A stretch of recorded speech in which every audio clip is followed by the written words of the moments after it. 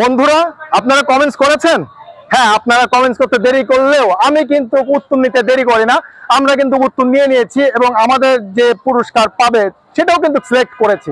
কিন্তু আপনারা অনেক দেরি করে ফেলেন, খুব দ্রুত কমেন্টস করবেন এবং খুব দ্রুত উত্তর দেওয়ার ব্যবস্থা করে দিন। আমার কিন্তু অনেক প্যারা হয়। হ্যাঁ, আমার হাতে কিন্তু পুরস্কার, কারণ আমরা রিয়াল অনুষ্ঠান করে রিয়াল ভাবে পুরস্কার বিতরণ করি।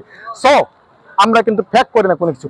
আজকে আমাদের প্রশ্ন ছিল যে হযরত মুহাম্মদ সাল্লাল্লাহু আলাইহি সাল্লাম মা খাদিজা রাদিয়াল্লাহুকে যে বিয়ে করেছিলেন সেটা কত বছর বয়স ছিল হযরত মুহাম্মদ সাল্লাল্লাহু আলাইহি সাল্লামের।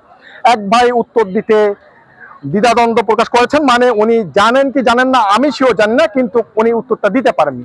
আরেক ভাই উত্তর দিয়েছেন 25 বছর, আরেক ভাই উত্তর দিয়েছেন 20 বছর, আরেক ভাই উত্তর দিয়েছেন 20 বছর। কিন্তু আমরা যতটুকু জানি যে হযরত মুহাম্মদ সাল্লাল্লাহু আলাইহি সাল্লামের 25 বছর বয়সে উনি মা খাদিজা রাদিয়াল্লাহুকে বিয়ে করেছিলেন।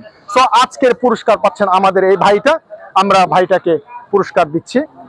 আমাদের ইউটিউব চ্যানেল RS ফ্রি টাইমের পক্ষ থেকে আপনাকে সামান্য উপহারটুকু দিলাম। আমাদের এই পুরস্কার পেয়ে আপনার কেমন লাগছে? অনেক ভালো লাগছে।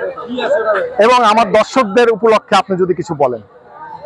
আমি যদি দর্শকদের উপলক্ষে কিছু বলতে চাই, যে আসলে বর্তমান পরিপ্রেক্ষিতে আমরা দেখতে পাই বাংলাদেশ তথা সারা বিশ্বে এই টিকটক বা ভাইরাল কিছু বিষয়কে কেন্দ্র করে যত নোংরাম ও নষ্টাম চলতেছে, এখান থেকে আমরা দিন দিন আমরা আমাদের ধর্ম থেকে দূরে সরে যাচ্ছি।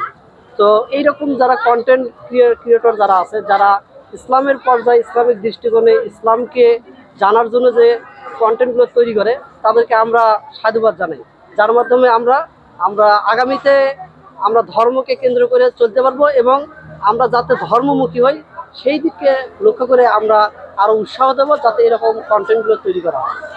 অসংখ্য ধন্যবাদ ভাই, আপনাকে পুরস্কার দিতে পারে ভালো লাগবে এবং আপনাদেরকেও ধন্যবাদ যে আপনারা অনেক চেষ্টা করেছেন উত্তর দিতে, এবং আপনি যে আজকে এখান থেকে একটা ভালো কিছু শিখলেন এটাও কিন্তু বিশাল বড় পাওনা। সো আপনারা পরবর্তীতে অন্য কোনো জায়গায় ভালো প্রশ্নের উত্তর দিবেন এবং পুরস্কৃত পাবেন, এই দোয়াই করি আপনাদের জন্য। আল্লাহ হাফেজ। দর্শকবৃন্দ, আমাদের প্রতিবারই প্রশ্ন থাকে ইতিহাসের পাতা থেকে। সো আমরা ইসলামের ইতিহাস পড়তে জানি এবং পড়ার জন্য সবাইকে উদ্বুদ্ধ করি, এবং সবাই যেন ভালোভাবে এই পৃথিবীতে মুসলিম হয়ে বেঁচে থাকতে পারে সেই জন্য সবার জন্য দোয়া করি এবং সেই চেষ্টাই করি। আল্লাহ হাফেজ।